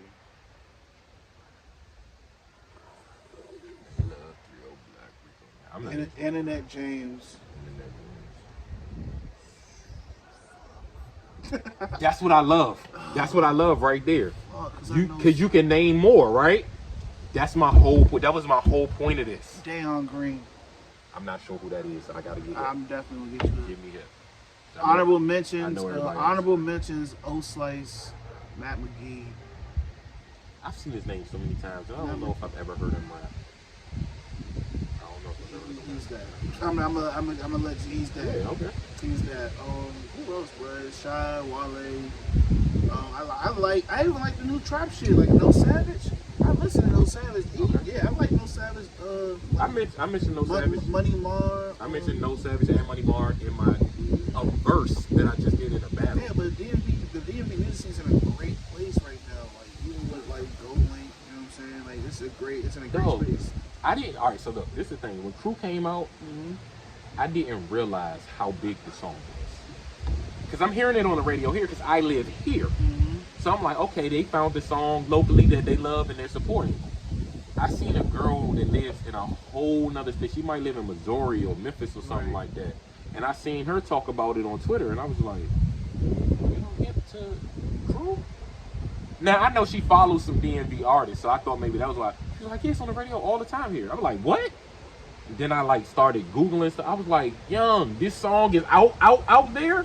It's like, in LA, that shit was like in LA, that shit was popping in LA. When I seen it with the Grammy, I was like nominated for Grammy. I was like, oh, I really wasn't hip. That shit went here and went. Like, I mean, I clearly like some of my favorite songs from here ever. And I mean, like I can go back to like Nonchalant 5 o'clock in the morning, but in recent times, Crew, like the Shock Glizzy just comes on and attacks the song. Nah, facts. Shock Glizzy, when he stole the other song, the Cut It joint, like he he now owns that. Like how Lil Wayne did This Is Why I'm Happy. Shock Lizzy owns Cut It. Yeah. Trail Chocolate, you definitely almost cut it. Trail on Crematum. Uh-huh. Because that soul sample crazy. He owns Wowzer. Remember, Wowzer was a Lil Wayne song. I think I heard that. He got this. Okay. Keep on going. Favorite Wale, Trail, and Do Baby on Loyalty. You know, it's funny. I was listening to that whole tape when I came in. I was listening to Festivus. That's my favorite Wale tape. Not my favorite. Definitely not my favorite. It's funny because More About Nothing's everybody's favorite. Mine's is Festivus and I'm not Flarn. sure it's More About Nothing either. Flarn might be one of them. Yeah. What's the joint? Well, is that More About Nothing? That The Eyes of the Tiger, the number one. That's More About Nothing. All right, so there's 3 songs in a row that I love. It's The Eyes of the Tiger, the number one in War, the War. Them 3 songs in a row. Like I love an album when it has 3 songs in a row that I love the most. Like Scarface is Smile, Smarts,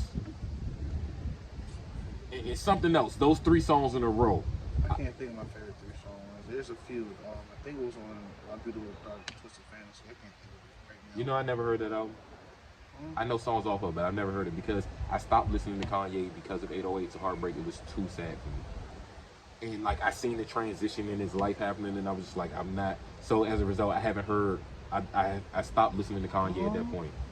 And I know it's good. I know it's good. I've been stopped with Kanye. I can't because like I'm not a kid. Do you ever think you'll ever go and try to listen to it? Kanye's done too much stuff personally that I just don't. I understand. Kanye bothers me now. That album, and it's funny because I don't like Kid Cudi for the same reason I like Joe Budden. They're extra emotional and. So you don't like Kid Cudi? I don't like Kid Cudi, and it seemed that album for Kanye seemed like it had a lot of Kid Cudi. Like it's too sad for me, and I just don't. I want to tell you an exclusive story about Kid Cudi, but I'm not. I don't want to get anybody in trouble. But I'm a sad ass nigga, so I like sad ass niggas. But that's the thing though. That's the thing though. Joe Budden is too. And I love Joe Budden for the same thing, but Joe Budden raps though. It's a little different. I can't tell you. I've never listened to a whole Joe Budden project. I might not have never listened. I still think the only song I know is "Pump It Up." I listened to the first album, and the thing about that first album, right? Yeah. Had my cousin not come home one night with that first album and played it, and I heard a song called 10 Minutes in Ulterior Motive, I may have never been a Joe Budden fan. If I'd have judged him off of Pump It Up, I know better than to judge people off of radio singles, first of all, because that's never really how they rap. Right. But Joe Budden, like, he got a mixtape series called Mood Music. Mood Music 2 is a freaking album. Like, that joint is ridiculous. But I don't go listening to all of his albums either, but Joey can rap. And because he's battled people, Saigon Ransom, like, I like the battle, so I get caught up in that. But yeah. You know what's crazy? I didn't know Saigon was a real rapper. You know, my favorite TV show of all time is Entourage. Oh, okay. So you've seen him. I seen him on Entourage, and I thought it was just a fake character. That was Turtles. He was mad. Saigon has a song with Jay-Z. I didn't know that. He has a song called "Come On Baby" that Just Blaze did, and Jay-Z was on a remix to it. I didn't know Saigon was real. So it's crazy to have a song with Jay-Z, which is a very limited thing people now, have, and to not even know that person was a rapper. Yeah, I didn't know. Like I thought, like I watched Entourage. I mean, it's probably a bit of a favor because it's Just Blaze. It was Just Blaze's artist, I think. Maybe I don't know. He was pushing them real heavy, so that kind of changes it. No, facts. All right, so then who do you like industry-wise? All time, not even industry-wise. We're about to see this age gap real quick. Biggie. Maybe we're not about to see this age gap. Okay. Hov. Okay, so you trying to be from my generation? No. What are you doing? 3K. Like I love 3K. Okay. Cole. You like lyricism? Yeah, I'm big on Cole. Like I love Cole. Definitely like lyricism. Okay. Wale, of course. You just named 5 lyricists. No, I like lyrical like stuff, but also like my favorite rapper is Currency. You know what? I've never gotten into Currency. I'm not saying I listened to this. He made music for me for niggas who just want to like boss the fuck up. And I just never even honestly gave him a shot. Yeah, like my favorite in my era, like Currency, Big Crit, And I knew you were gonna say him too, because I feel bad that I never gave him a Yeah, shot. Currency, Big Crit, Nip. Like I was a huge Nip fan, like a huge Nip fan. All right, so I gotta stop you real quick with Crit and Nip. Okay, so I know Crit can rap. I never gave him a chance. So there was a Red Bull MC tournament, battle tournament at the Fillmore, and Crit performed. The whole crowd knew word for word the lyrics to a mixtape, which told me he was that. Now with Nipsey, I had a coworker that loved Nipsey to death, and I had never really listened. The only time I think I ever heard Nipsey was on the joint on Falon, and I know he's gonna say real. Like this is the thing, I like lyrical and I like real. So I like Scarface as much as I like Jay-Z because you're gonna say something real. Right. Now with Nipsey, the thing that I have in my favor now is because he's gone. Whenever I get around to it, like I get new music. Y'all don't have the luxury of getting new music from him. I get new music. Got you. That makes sense. Cause I've been listening to him since 2010. Yeah. Another person who I like a lot, who's finally like blowing up, is Freddie Gibbs. And I've noticed that recently. I don't know how it happened, but I don't know why. Every second of it. So now I'm ready to listen, and he's probably been introduced into my timeline because him and Wale going back and forth playing all the time. Like, but I've known his name since 2010. The CTE days, and I'm just like, everybody's loving him, and you talking about album of the year conversations and things, and I'm just like, all right, so this dude can rap. No, he raps his ass off, but and then them two. I'm gonna have to listen. The album of Alchemist, the Alfredo, and the joint he did with he did album with Alchemist. Yeah, Alfredo. Oh yeah, he can rap. No, the Alfredo. No, I know he can rap now. Alfredo got nominated for a Grammy. No, I know he can rap now. Yeah, he got. He said he did album with Alchemist. He got a whole album, and it's fucking fire. Alchemist is one of them people that is better as a producer than people like. They don't say his name where they should, but like Alchemist is. And see, this is what I told somebody: when you have soul samples, rappers rap when it's soul samples. Something happens, you're gonna get the most rapidy rap you've ever got. So okay. Nah, Freddie's. I don't know how it happened and how like it just went from him going from like the blog era rapper to like getting Grammys, but I'm here for it all. Cause Bandana was a great album, Alfredo was a great album, and Pinata was a great album. I think them three you need to listen to. All right, we gotta end this too with I gotta get a win, bro. Like, I can't lose again. This is not. He was like, I can't rock. Like I went 1-1 yesterday, so I'm okay with going 1-1, but I'm not. I can't lose twice. We're not doing that. Because if we do, then I'm gonna make you download Words with Friends. Because niggas can't see me with the words I'm trying to tell you. Bro. I need an advantage. I need an advantage. I'm a word person. All right. Facts. Oh, let's see. Knock this out, man. Go a different direction here. I'm gonna mirror everything you do. You gonna lose, then? Nah, I'm not. I'm saying I'm not gonna mirror you. Yeah. See what we got. I only like how this looking. You see you doing that stuff. I see what you're doing, and I don't like it. I'm playing defense the whole damn time here. Let me stop and think about something real quick, because it's a lot happening, man. It's a lot happening. You go with that bullshit. You go with that bullshit. You lost.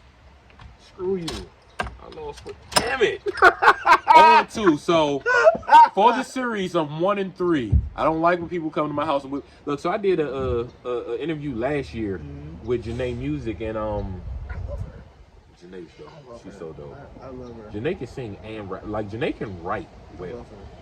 We played horse on the court back here. I'm on Twitter right now. I talked about you in my interview today. No, she beat me in the horse, and I didn't appreciate that. But she did go to school at the same school where Kevin Durant was. So I feel like if you go to school with somebody that played in the NBA later, then you deserve to win. I love her. Yeah, Janae's dope, man. Janae's dope. There's a lot of dope people in this city, man. Like certain people just give you a vibe. Like Lil Bacon Bear. Like her energy is retarded. It's funny. Every time I see her, we take these weirdo pictures together. So if you ever go to Instagram, I've seen them. Oh, I've seen them on Twitter. I love Bacon Bear, bro. I love Bacon Bear. I love Malcolm Xavier. I love Joy Club. Malcolm Xavier is one of the realest people. Like he be legit trying to understand people in situations. I've never seen a person so much like that. He was like, "Hold on, why are you taking this wrong? I wanna understand what's going on." Like between him, you know who else who look out for me a lot? I gotta give her flowers. DJ Donald. Okay, so I've That's Hello, wife. Hi. So with DJ Damo, I only met her one time. Like I don't have no real relationship with her, but like I've seen people, like rock with her. So when a lot of people rock with you, then you just are who you She are. looked out. She looked out. So- Him and Malcolm looks out, man. Old Joy Club, Bacon Bear, Malcolm, Marauder. Not a Marauder too. Marauder. You about to leave? What you doing? Charnay Okay, so what time? He's at workout. He's going to the workout. Yeah, I texted him. So then you're not going to be back by the time he gets out. I will. Okay. She said I need to be here by 3:30. All right, well, go do your Be on thing. time so I can eat. All right, go do your thing. Funny to mention, the first person I see pop up on my Instagram feed. She on her poke it out. Hold on, let me see this. Let me see this. Hey, look. So I know that Wale made poke it out, right? Lil Bacon Bear is running with that. Shout out to Lil Bacon Bear, man. So I was a big man. Oh, Wale dropped those. I got work to do on social media too. Okay. We about to promote the homie. I can't do nothing. My phone's No, on it's not not. disturb. I'm about to get it. What's going on? And that's not even Wale right now. Did we drop a single? No, the album come on Friday. Nah, I'm hip. Yeah, the album come on Friday. I'm hip. I might review it. Like I might need somebody to sit down with and debate. I should have had you for that. Like we might sit here and be like, okay, no, this is the one. Yeah. No, that's the one. Like yeah, I'm facts, gonna do whatever man. I can to Facts. help promote my folks in the He area. definitely he promoted me. You know what I'm saying? When I did, he was the reason why my shirt sold out. Like I posted him. I didn't ask for anything. I didn't ask for him to promote it. I seen it. Yeah, That was in because he was on this promoting black businesses. Yeah. Dog, I don't miss nothing, dog. I hear don't you. miss nothing. I do. I be in my head. I don't. You know what's slack a crazy? minute. Like real rap, like it's, when it comes to social media, I be in my world, my own world. Social media. I'm thinking it's me and You know social why I media. love this situation here? Yeah. I don't have to stop. I can keep going and Yeah, recording. you know what I'm saying? It's like I be talk as long as I want. I be in my own world, like social media wise. So when I go outside and people talk about social media to me, I'm like, oh shit, you saw that shit? My bad. You know what I'm saying? Like that'd be me like this. You know what I'm saying? Just talking. All right, so while we here then, Uh-huh. we got a COVID discussion to have then. All right. Depression. Oh. You gotta get it out. Yeah. I gotta get it out. I admit it. Like when I was younger, I never thought I'd go through depression. I thought depression was a made up thing. I really did. I'm dead serious. This is how ignorant as bliss I was to the situation. Like I'm just like, man, talk yourself out. Like this, I really, as a kid, I never thought I'd go through it. Being away from people and not being able to get out and feed the homeless and do the things that I'm used to doing drove me crazy. My wife is teleworking, and then she's building websites. The kid's distance learning, and then he's playing 2K. Right. I'm in the house with people and I'm lonely. You know, it's crazy. I'm at a point. It's funny you mention this because right now I'm in a situation in my life right now. Like I don't want to be outside. I want to be left alone because I'm outside all the time. And then like that's dealing with so many energies, and I got social anxiety anyway. So like now it's like I'm in the house. I go to my days right now are literally photo shoots, going to the bar. You know, you did something that that helped me going this depression. What was that? You were talking about hanging out with friends, just meeting different friends and hanging out, That's all I do. even at the bar. But the thing is, I was like, you know what? I might not have 50 people in the yard, Right. but like what I'm doing, this is therapeutic for me. Nah, facts. Everybody that I interview, they think that I'm helping promote them or do it. Nah, facts. This is for me, and this is the most selfish thing I've ever done in my life.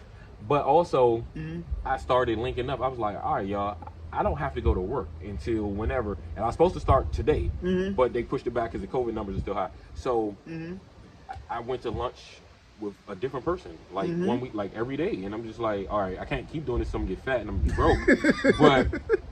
but like I seen you right, and I'm like, you never know who's watching. That's why I tell people, promote your business. You don't know who's bro, watching. like People see you. The sports bar I go to is called Dudley Sports Bar. That shit is down the street from my house. It's your cheers. I know. They Nah, know your name and all that. Yeah, I know. bro. They get more like y'all, like I think it was Friday or Saturday. I went in there. Like, I went there Saturday. He was like, "Yeah, you gonna be here Sunday for brunch?" I was like, "Yeah, more than likely." Here you go. He gave me a $50 gift card. Like literally, I go to brunch with my friends. Like we watch. It's like 42 different Because TV you screens. went there and you saw that. Like I And said, that's that. Like even tonight. real people want to do stuff like that. Yeah, dog. because like I don't, because like Listen, I when I be doing realized- giveaways, I be thinking about sometimes, like, you know what, forget the cash. I might legit just buy you, like, I might pay for somebody to have life insurance. Nah, or facts. I'm like, you know what, the next person, I might get him a year subscription to BJ's just to save them money on Right, groceries. right. Like, I really be trying to think creative ways, but I'm like, that's And, what like, happens. Being outside has gotten weird for me. in a sense that people are being weird to me because of like who I am and what I am and who you know and who I know, and they want to get to me. And it's like, I know. bruh, I don't want to be that. Like, I know. Hey, That's life. It happens. like even like today when I leave here, I'm going to 50-cent wing night at Deli's, and I'm about to watch the game, bruh. Like that's all I do. Cause people like, yeah, come here, do this, do that. I'm like, nah. I'm in the house chilling. Like, I'm starting to become like this old man. I'm gonna tell you though, it's sometimes you gotta appreciate the fact that people want to be around. Like, cause I've gone weeks during COVID without one incoming text message. Weeks, and I know a million people. Right. That made me feel away. I ain't gonna lie to you. Nah, that would make me feel away. But I thought about it. I said, you know what? Maurice, you were always the one to reach out first. So it's not that they don't rock with you. You changed. Yeah. You stopped hitting them first. Nah, facts. You know what I'm saying? So I'm sitting there like, no, I want somebody to hit me first. I'm like, no, that's not y'all relationship. That's not how it's been. So you got to be consistent at all times. My friends don't. My friends went, hey, listen. And one thing about me, I always like joke around like, hey, people don't rock with me. Da da da. One of my friends like, yeah, shut that shit up, because like, yo, people rock with you. Like, like my friend, like, if I go ghost, my friend. Hello, where you at? The amount of money I raised to help the amount of people I've helped, I could never say people don't rock with me. Yeah, because my homegirl's like, yeah, bro, because I was talking about doing something, like, this might be exclusive for mine. I turned 30 this year. So I want to do something, like, for my birthday. And my homegirl's like, yeah, people will come off the strength for you. And I'm like, I'm about to turn 40, but okay. Yeah, I'm like, she's like, people rock with you off the strength. I'm like, she's like, nah, shut that shit up. But, like, the amount of people you know, you can bring people out just by you alone. And I thought about it, like, I'm learning to, like, love words of affirmation now. Like, I always was a big quality time person. I seen your affirmations earlier. I was like, you better affirmate your ass to this appointment. No, I was coming, bro. But, like, I was definitely, like, my grandma had something to do with it. I see. I did. But I wrote those this morning because, like, this homegirl that I'm, like, I'm saying I recently, like, discovered, you know what I'm saying? She was just telling me about, like, hey, give yourself grace. And I never knew what that meant in my life, but it's like, be kind to yourself. Let it know that, you know what I'm saying? You know what I'm saying? You're human and you're going to mess up. I'm going to make mistakes. And I'm like, everything ain't going to be perfect, yeah. You're right. So, like, I always tell myself, give myself grace, you know what I'm saying? Never forget about yourself, because I give you my last. And I do so much for other people. It's like, man, what I'm doing for me. So that's why I've been saying no a lot lately. Like, yeah, come outside and usually come here, come there. I'm like, yeah, bro, I don't got no social media for that shit. I'm in the house. I'm watching football. I'm sports betting. The funny thing is with me, I got to come back to that sports betting too. It's funny that because when the world was all opened up, I could be in an event where everyone is and not talk to anybody, but I'm having a great time because I'm just around people. Like, I'm at the door. I look like I'm mad at everybody, but I'm not. I got the blown face all the time. So with the sports betting. My man was trying to explain it to me the other day because I go to the MGM, and I was like, I need to be able to do something in the house and make some bread, but I don't really understand it. Like, I really don't. You couldn't do it here no way because you live in Maryland. Right. And I know it's coming to the MGM, and you got to go in DC. So that's why I was saying I was coming back to it, because you're in VA. I be seeing DJ Schemes, and I don't know if you know him. I be seeing him. Know him, but like I see him. We got too many mutuals to not talk to each other on Twitter. So I see him all the time. Like, who's in VA can place his bet, and I just be like, if it's in VA, and I wonder does he do sports bet? I wonder they know each other. I'm like, cause it just seems easy and natural, you know what I'm saying? But it's people. But I mean, if I link people up on stuff like that, I need a finder's fee if you win, nigga. Every people that DM me like, yeah, bro, I need it. Like, I need this. The FanDuel situation. Yeah, I charge them like $5 a ticket. Yeah. Like, and look, if you win, you know what I'm saying. If you want to be courteous. Yeah, I mean, at the end of the day, they don't want to drive all the way to VA. So $5 ain't nothing, especially if you done won $250 on something. No, it's been time somebody won $12.50 and gave me $250. Yeah, that's what's up. And I'm like, all right, bet. I didn't ask for it. I'm like, you know what I'm saying. I won $10,800 one time at the MGM on a slot machine. I put $60 in there. So the person that was with me, they won too. They just. Oh wow. Just how it goes. It was crazy. I bought my camera on sports betting money. The newest one I have. That's what's up. I hit big and I said, "Up, let's go." Bought it. So I'm just glad that the casino right there. I go win a little bit. Sometimes it's another option, because like, I ain't gonna lie. Back in the day, if I was down bad, I might have been tempted to sell drugs. Like, so now I don't. I never had that in my body. Oh no, I've done it before. But I'm saying, like, I stopped.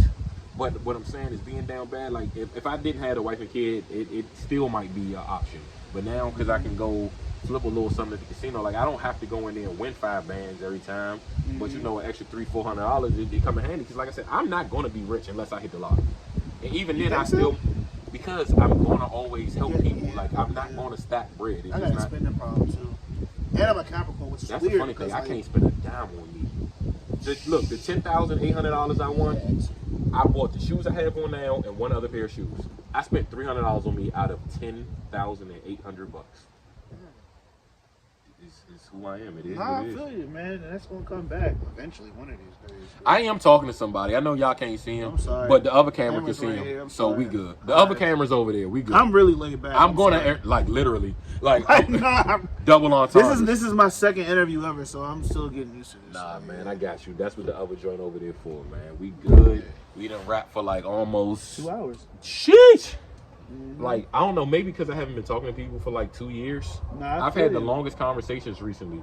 Nah, I that's how it be. had a 3-hour conversation with Poet from PGC the other day. I had a 3-hour conversation with my little cousin. Like I've never talked to nobody. Bro, I was this long. at brunch from 1 to whenever the end of the Dallas game was yesterday, and I watched some of the Sunday night games. So I was there for 7 hours. That's crazy. Like literally, we all was just talking, chilling, like. Crazy. But it was fun because it's like so many people just there watching the game, and that's See, what that's I what like. I'm saying. That's why I wasn't feeling you when you said that I don't want to be around nobody's shit. I like. I don't think I want to be around like People be saying that shit. I'd be like, yeah, you're lying to yourself. You, All right, let you me mean it when you say it. Let me remix it. I like being around the normal crowd. I I'm got not gonna you. be the normal Jay. I got I don't have to be vivid. I got you. You know what I'm saying? I could be Jay, and I don't never be Jay ever anymore. It's like vivid, vivid, vivid, vivid, vivid. So when I'm able to be Jay, where I can just sit with my friends and drink mimosas and I don't laugh, care if a nigga calling me no better. I'm Maurice at all times. nah, I feel you. Like that. While I'm rap, like I said, only in the moment when I'm rapping. Mm-hmm. So for you, only in the moment when you're snapping. Even if you just holding the camera, you went back to Jay. It's not even You're, crazy. you're Jay holding the camera until you're snapping. This is crazy. I'm not even a photographer no more. Like it's crazy. Like I became a brand. Like literally. Like Yeah. like for instance, I I told you, people buy into the person. Yeah, as much like as the now, like, product. I'm getting paid for hosting gigs. I'm about to host a whole Halloween party on U Street, Halloween night club. Now that doesn't even match your personality. That's Exactly, right? extremely hilarious to me. That is extremely. I couldn't host a damn thing, We're gonna make it work. and I'm comfortable as I don't know what with the mic. We're gonna make it work. Cause but I was with my friends and stuff, so I know I'm Yeah, gonna of be able course. to. Yeah. But I said I want to be in front of the camera. I couldn't host in the room with my friends. I'm gonna make it. I really, I couldn't. Like, Man, the Terramana and the Casamigos are gonna make it work. I don't drink, but I I be know, watching I know. y'all. I be watching y'all and y'all little House of Friends tweets. You, Bro, Reek, Wale. I was I like, love yeah, you, y'all bro. are retarded, dog. Like I hate the fact that I'm laughing about something that I don't partake in, Right. young, and I just be like, these niggas. And then all these wrestling gifts and shit. I'm like, these niggas is stupid, dog. Bro, I'm gonna be scared the day. I ain't gonna be scared, but that day we all drink together, that's gonna be a moment. Y'all- Look, We're gonna turn it to our own gift. so funny story. Mhm. We in the studio one day, Mhm. and Wale is smoking. Uh-huh. And he looks up and looks at me. He was like, "Bro, I can't even smoke around you." I'm like, "I'm glad, nigga. Put that shit out." Like, I don't smoke.